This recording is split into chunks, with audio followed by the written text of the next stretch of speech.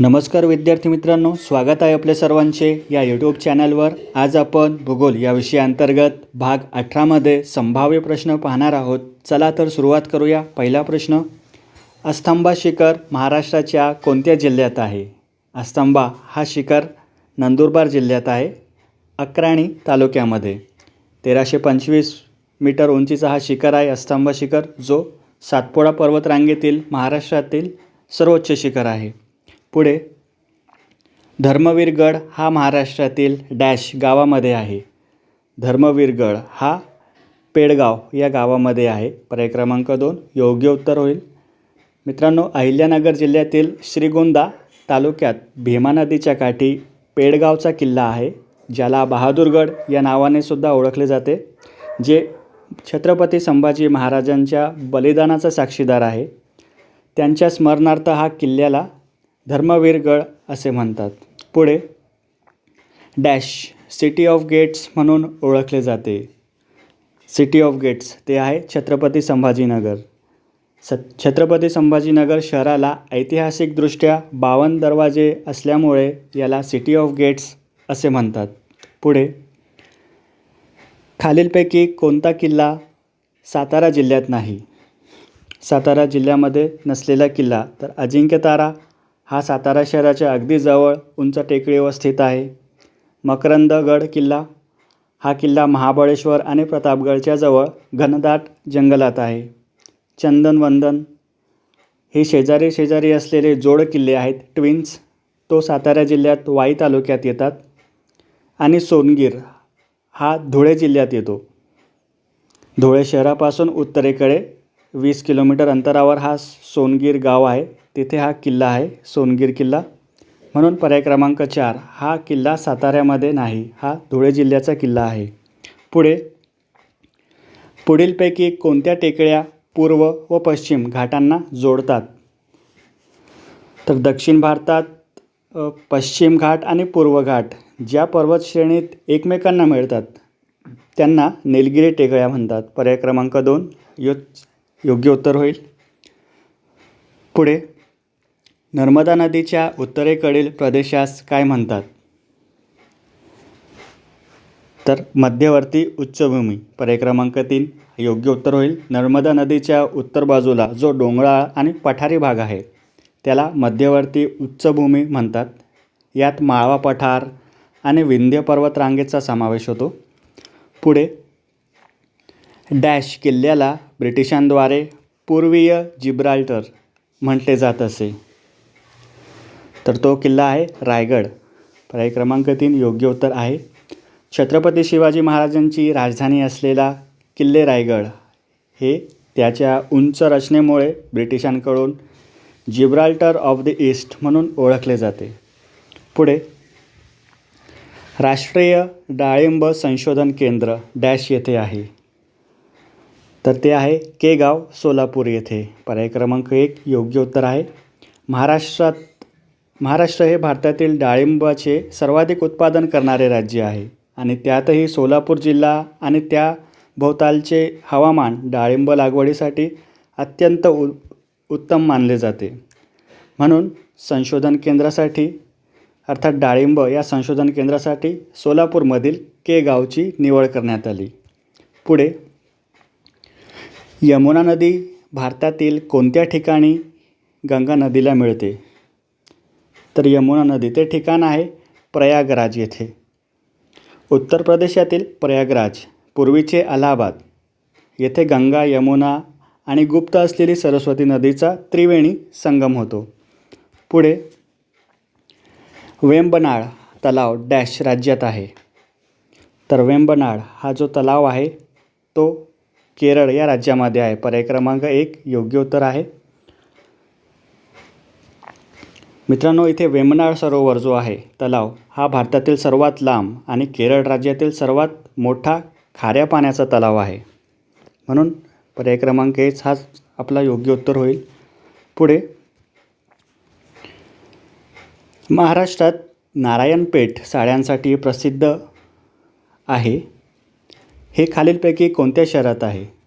नारायणपेठ मित्रांनो, नारायणपेठ हे मूळ ठिकाण तेलंगणा राज्यात आहे आणि सोलापूर जिल्हा भौगोलिकदृष्ट्या तेलंगणा आणि कर्नाटक राज्यांच्या सीमांना ते जवळ आहे. त्यामुळे तेलंगणातील विणकर मोठ्या संख्येने सोलापूरमध्ये स्थायिक झाले आणि तिथे साड्यांचे विणकाम सुरू केले. त्यामुळे सोलापूर या साड्यांसाठी प्रसिद्ध केंद्र मानले जाते. म्हणून पर्याय क्रमांक 4 सोलापूर हाच आपला योग्य उत्तर होईल.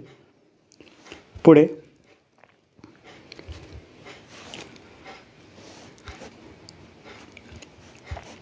डॅश सिटी ऑफ लेक्स अर्थात तलावांचे शहर म्हणून ओळखले जाते. तलावांचे शहर ते आहे उदयपूर. पर्याय क्रमांक 3 योग्य उत्तर आहे. कारण मित्रांनो, राजस्थानमधील उदयपूर शहरात अनेक सुंदर आणि ऐतिहासिक तलाव असल्यामुळे याला देशविदेशात सिटी ऑफ लेक्स असे म्हटले जाते. पुढे एल निनो प्रवाह कुठे वाहतो? एल निनो हा प्रवाह प्रशांत महासागर येथे वाहतो. एल निनो हा प्रशांत महासागरात अर्थात पेरू देशाच्या किनाऱ्याजवळ निर्माण होणारा एक उष्ण सागरी प्रवाह आहे. याचा जागतिक हवामानावर आणि भारताच्या मान्सूनवर मोठा परिणाम होतो. पुढे भूखंडीयताचा अर्थ ओळखा. भूखंडीयता अर्थात उन्हाळ्यात खूप गरम आणि हिवाळ्यात खूप थंड.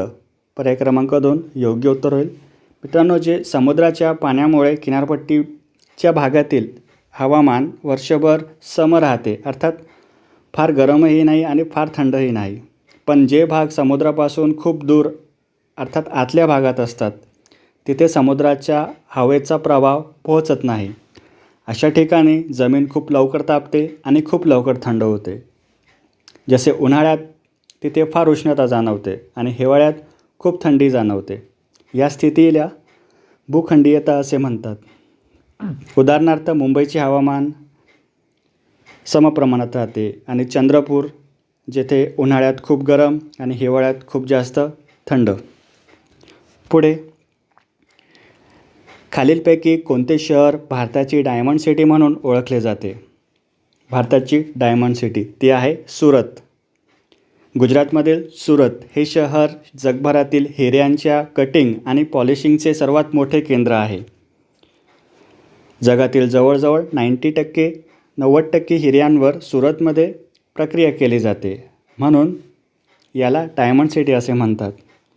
पुढे ग्रँड कॅनियन कोणत्या देशात आहे? तर ग्रँड कॅनियन हा USA अर्थात अमेरिका या देशामध्ये तो आहे. पर्याय क्रमांक 4 योग्य उत्तर होईल. ग्रँड कॅनियन ही नदीची एक दरी आहे जे अमेरिका देशात ॲरिझोना राज्यात ही दरी आहे. कोलोरॅडो नदीच्या वेगाने वाहणाऱ्या पाण्याने लाखो वर्षात तिथले खडक कोरून ही खोल नदी तयार झालेली आहे. पुढे हिमालयाच्या पूर्वेकडील विस्तारामध्ये खालीलपैकी कशाचा समावेश होत नाही? तर हिमालयाचा जो पूर्वेकडील विस्तार आहे, नागा, पत्काई आणि मिझो टेकड्या यामध्ये हिमालयाच्या पूर्वांचलाचा भाग आहेत. मात्र जो खासी टेकडी आहेत हा हिमालयाचा भाग नाही. अर्थात जे भारतीय द्वीपकल्पीय पठाराचा भाग मानले जाते, हिमालयाचा नाही, खासी टेकड्या. पुढे औस, अमन आणि बोरो ही आसाम, पश्चिम बंगाल आणि ओडिशा या राज्यांमध्ये खालीलपैकी कशाची महत्त्वाची पिके आहे? तर ही पिके आहेत तांदळाची अर्थात भाताची. पर्याय क्रमांक 2 योग्य उत्तर आहे. आसाम, पश्चिम बंगाल आणि ओडिशामध्ये एका वर्षात 3 पिके घेतली जातात, ज्यांना स्थानिक भाषेत औस, अमन आणि बोरो असे म्हटले जातात. हे सर्व भात आहेत, भाताची पिके आहेत. पुढे त्रिलोकनाथ नैनादेवी हे पर्यटन स्थळ डॅश राज्यात आहे? तर हे पर्यटन आहेत हिमाचल प्रदेश राज्यामधले. पर्याय क्रमांक 2 योग्य उत्तर आहे. त्रिलोकनाथ हे प्रसिद्ध प्राचीन मंदिर आहे आणि नैनादेवी हे जे आहेत प्रसिद्ध शक्तिपीठ आहेत, जिथे देवी सतीचे डोळे पडले होते असे मानले जाते. म्हणून हिमाचल प्रदेश हाच आपला योग्य उत्तर होईल. पुढे डॅश ही महाराष्ट्रातील दगडी कोळशाची खाण आहे. तर ते आहे तेलवासा. पर्याय क्रमांक 3 योग्य उत्तर होईल. ही चंद्रपूर जिल्ह्यातील भद्रावती तालुक्यात एक दगडी कोळशाची खाण आहे. आणि मित्रांनो, जे देवलमारी, काटेपल्ली आणि सावनेर हे चुनखडीच्या खाणींसाठी प्रसिद्ध आहेत. म्हणून तेलवासा हाच आपला दगडी कोळशाची जी खाण आहेत हाच आपला योग्य उत्तर होईल. पुढे, छत्रपती संभाजीनगर विभागातील सर्वात कमी व सर्वात जास्त क्षेत्रफळ असलेले जिल्हे कोणते?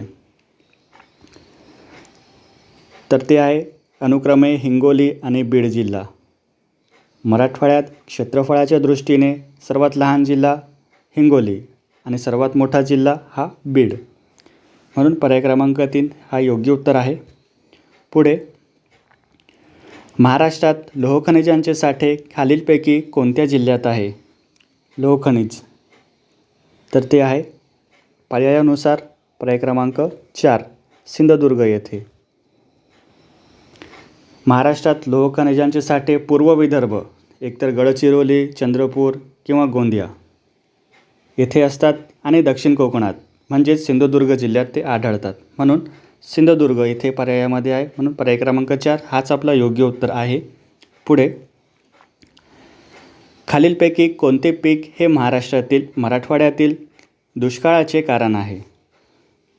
तर दुष्काळाला कारणीभूत असलेले त्याचे कारण आहे मराठवाड्यात ते आहे ऊस. कारण ऊस हे अत्यंत जास्त पाणी लागणारे पीक आहे. म्हणून ऊसाची शेती टिकवण्यासाठी शेतकरी विहिरी आणि बोअरवेलद्वारे जमिनीतील पाण्याचा अतोनात उपसा करतात. यामुळे जमिनीतील पाण्याची पातळी अत्यंत वेगाने खाली जाते व दुष्काळाची तीव्रता वाढते. पुढे, खालीलपैकी कोणती जोडी अचूक जुळते, अर्थात बरोबर जुळते? तर नाशिक सर्वाधिक गहू उत्पादन, तर हाच आपला योग्य उत्तर आहे. नाशिक जिल्हा हा गव्हाच्या उत्पादनात आघाडीवर असणाऱ्या प्रमुख जिल्ह्यांपैकी एक आहे. आणि जी मित्रांनो केळी लागवड आहे ती तर जळगावमध्ये आहे. आणि पूर्व विदर्भ जो आहे त्यात तांदळाची तिथे शेती केली जाते. आणि कापूस जो आहे तो यवतमाळ जिल्ह्यातला उत्पादन आहे. म्हणून पर्याय क्रमांक 1 सर्वाधिक गहू उत्पादन नाशिक जिल्हा.